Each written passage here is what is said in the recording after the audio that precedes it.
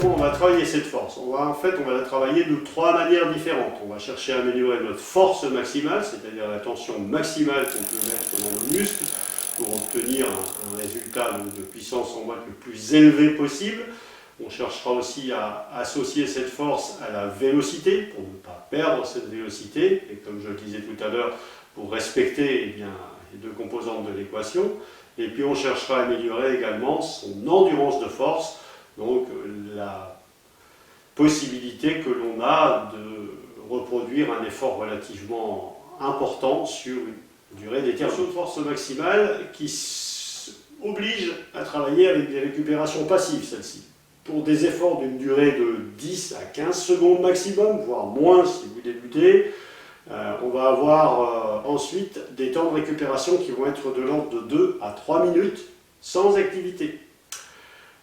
C'est un type de séance effectivement où parfois les sportifs me disent on a l'impression de rien faire.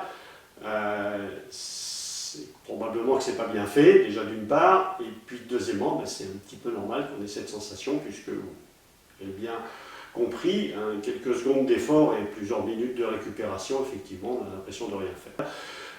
Cette filière énergétique sur laquelle on travaille, donc, qui est la filière anaérobie lactique, requiert pour pouvoir se recharger un temps indispensable si on veut que la qualité du geste soit la même tout au long de l'exercice. Je m'explique. Si vous faites un premier sprint à 500 watts et que le énième sprint il est plus qu'à 300 et que le dernier, la dernière série il est à 250 et que c'est difficile de le faire, la séance n'est pas qualitative du tout, vous avez complètement trahi l'objectif de l'exercice, vous êtes passé dans une autre filière aussi très probablement, dans laquelle on ne voulait surtout pas aller.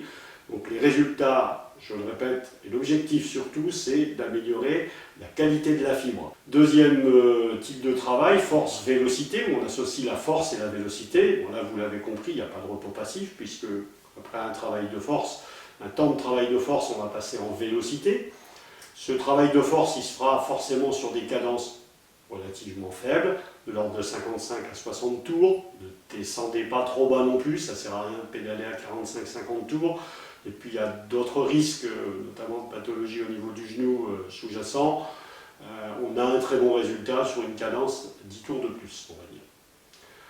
Donc associé à la vélocité, où cette fois-ci on sera sur des cadences 90 tours et plus, si vous le pouvez, sans aller jusqu'à l'hyper-vélocité, qui pour moi se situe aux alentours de 110 tours à peu près.